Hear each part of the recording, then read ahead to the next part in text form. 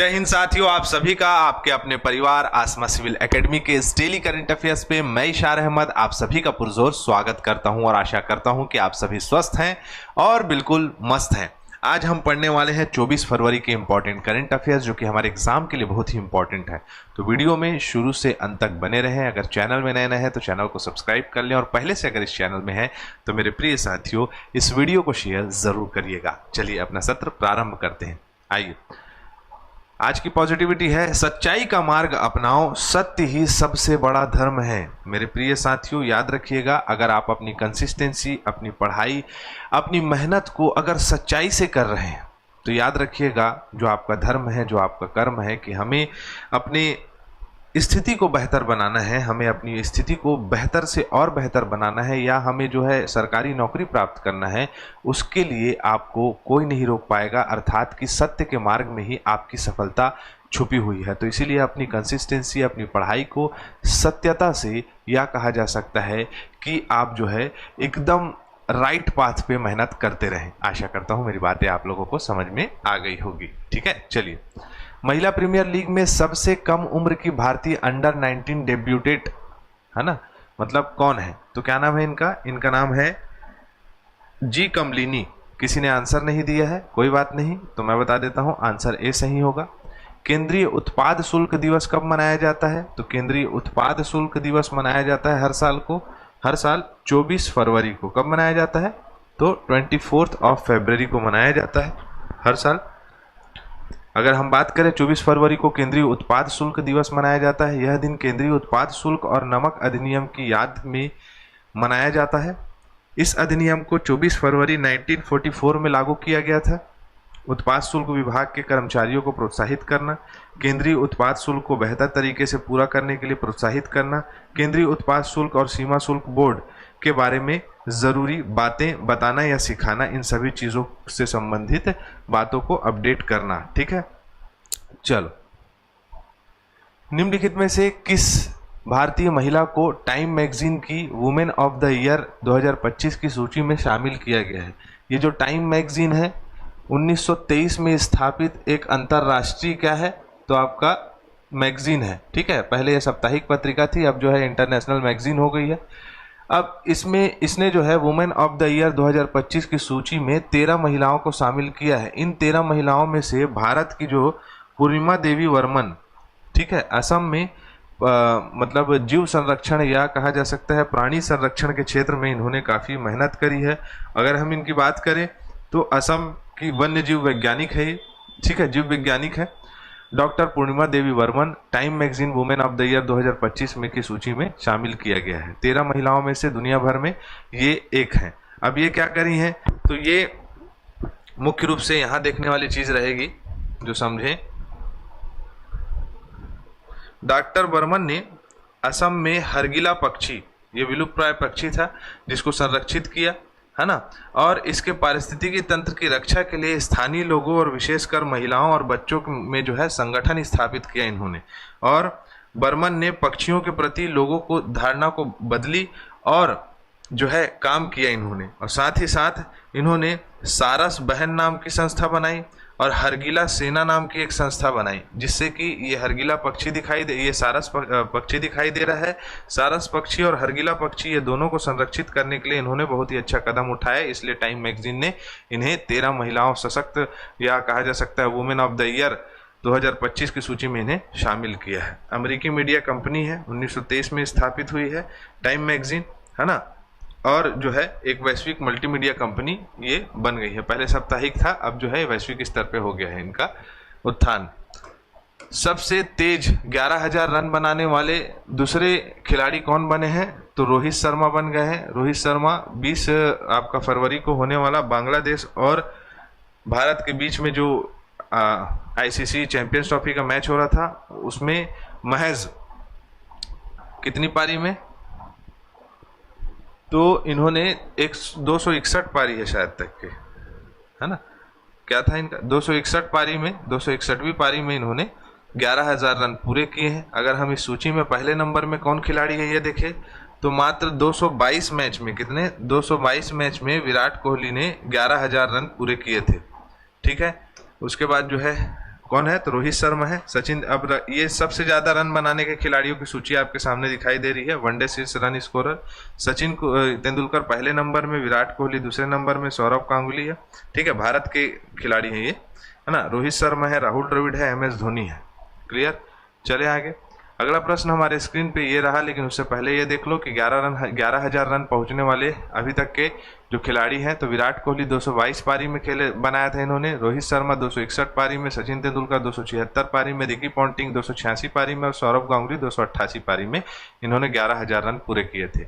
निम्नलिखित भारतीय गेंदबाजों में किसने सबसे तेज 201 दिवसीय लेने वाले भारतीय गेंदबाज बने हैं? पहले भारतीय गेंदबाज अगर हम बात करें तो विश्व में इनका रिकॉर्ड सेकंड नंबर में आ गया है, ठीक है। पहले नंबर में मिशेल स्टार्क है, क्या नाम है इनका? तो मोहम्मद शमी सबसे तेज 200 विकेट लेने वाले खिलाड़ी बन गए हैं और पहले भारतीय खिलाड़ी बन गए हैं जिन्होंने ICC क्रिकेट में 60 विकेट जो है इन्होंने सबसे ज्यादा विकेट लिया है। मतलब शमी ICC वनडे टूर्नामेंट में भारत के लिए सबसे अधिक विकेट लेने का रिकॉर्ड भी बनाया है, इससे पहले जहीर खान का था। क्लियर है? तो ये याद होना चाहिए। और सबसे ज्यादा 5 विकेट लेने वाले खिलाड़ी भी मोहम्मद शमी बन गए हैं, ठीक है। निम्नलिखित में से किस मेट्रो स्टेशन पर भारत का पहला vertical by facial solar plant उद्घाटन हुआ है? तो अकोला विहार मेट्रो स्टेशन में जो है इन्होंने प्रॉपर, आप देख सकते हैं इस फोटो में कि सोलर पैनल बनाया है इन्होंने मेट्रो स्टेशन में, जो कि दोनों तरफ से क्या करेगा? सूर्य की एनर्जी को एकत्रित करेगा और बिजली उत्पादन करेगा। तो ऐसा बनाया है अकोला मेट्रो स्टेशन में, है ना।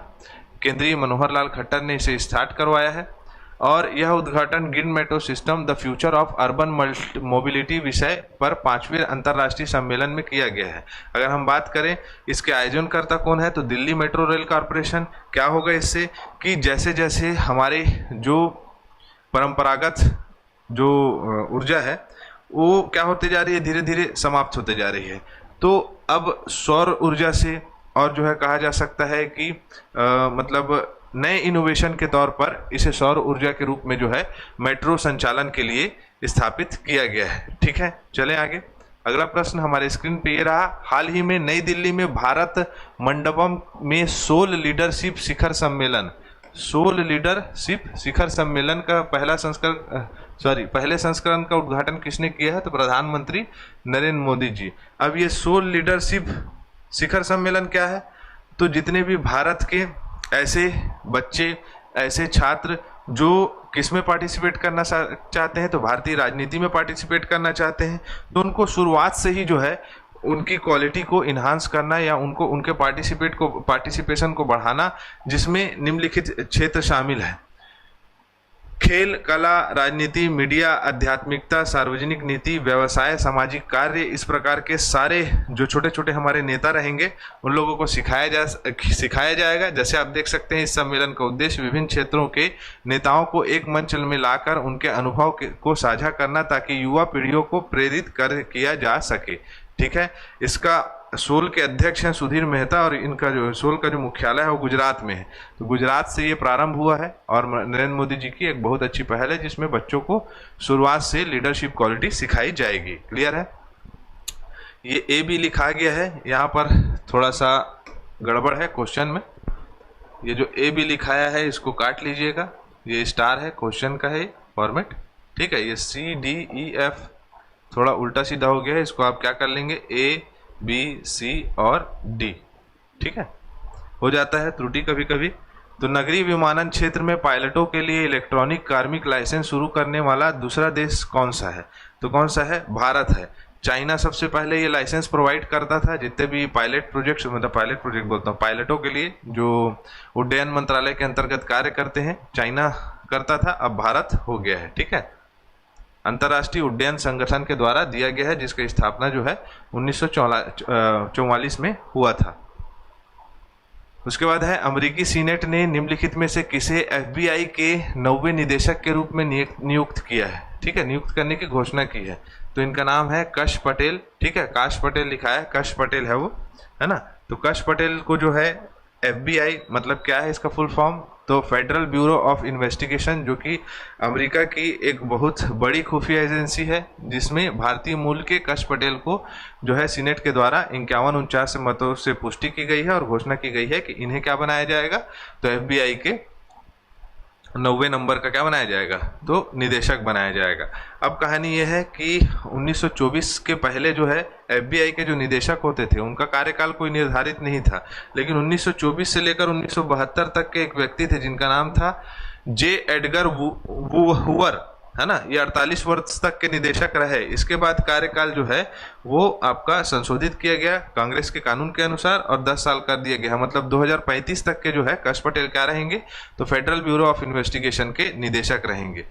26 जुलाई 1908 में इसकी स्थापना हुई है। अटॉर्नी जनरल चार्ल्स बोनापार्ट इसके क्या रहे हैं, संस्थापक रहे हैं। वॉशिंगटन DC में इसका मुख्यालय है। ठीक है, अमेरिकी खुफिया एजेंसी है। निम्नलिखित में से किस केंद्र शासित प्रदेश की सरकार ने अंगदाताओं को उनके जीवन रक्षक योगदान के लिए सम्मानित करने का निर्णय लिया है, तो पुडुचेरी केंद्र शासित प्रदेश है भारत का।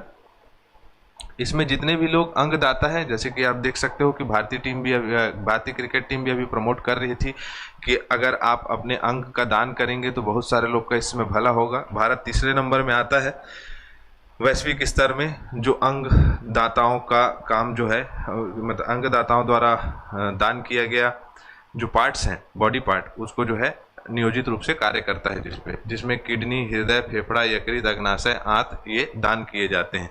तो पुडुचेरी जो सरकार है वो प्रॉपर इन सभी जो अंगदाताओं रहेंगे उनके परिवार को सम्मानित करेगा। मुख्यमंत्री हर साल 26 जनवरी को इसके मतलब जो शासक रहेंगे वहाँ वो 26 जनवरी को सम्मानित करेंगे। इस प्रकार से अंगदाताओं का सम्मान होगा। पुडुचेरी की बात करें, स्टैटिक पोर्शन देख लें तो आंध्र प्रदेश में एक पार्ट है इसका। तमिलनाडु में पुडुचेरी और कराईकल है। माहे जो है कहाँ है, तो आपका केरल में। तो ये ऐसे 4 जगहों में वितरित है। सबसे पहली बात करें तो ये क्या था, तो फ्रांसीसी उपनिवेश था। ठीक है, फ्रांसीसी उपनिवेश के अंतर्गत क्या आता था, तो पुडुचेरी आता था। अब जो है भारत के अंतर्गत क्या है, केंद्र शासित प्रदेश है, जो कि 1963 में यह आधिकारिक तौर पर भारतीय संघ का हिस्सा बना था, जिसके अंतर्गत पुडुचेरी, कराईकल, माहे और यमन। मैंने बताया कि पुडुचेरी कहाँ है, तो आपका तमिलनाडु में और कराईकल तमिलनाडु में है। यनम कहाँ है, तो यनम आंध्र प्रदेश में, और कराईकल कहाँ है, तो वो केरल में है। ठीक है, इसी प्रकार अगर देखें तो 33 सदस्य यहाँ पर क्या है, विधानसभा है। 30 सदस्य निर्वाचित होते हैं, 3 क्या है, केंद्र शासित के सदस्यों में नामांकित करते हैं। भारत का छोटा फ्रांस या पूर्व में फ्रेंच रिवोरा भी इसे कहा जाता है। ठीक है, भारतीय अंगदान दिवस 3 अगस्त को मनाया जाता है। ठीक है, ये याद रखेंगे।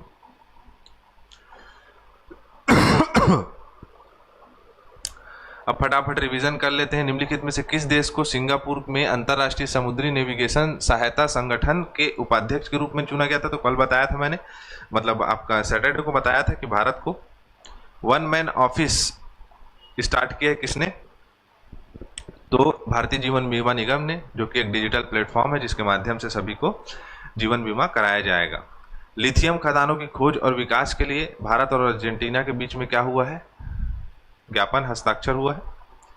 केरल में जो एनप्राउड अप्रयुक्त दवाओं को हटाने के लिए एक नया कार्यक्रम पहल शुरू किया गया है, जो कि अनयूज्ड जो मेडिसिन्स हैं उसका संग्रहण करके उसको रिसाइकल किया जाएगा, उसको बेहतर तरीके से उसका नियोजन किया जाएगा। स्कॉच पुरस्कार 2024 नागालैंड प्रबंधन परियोजना को दिया गया है।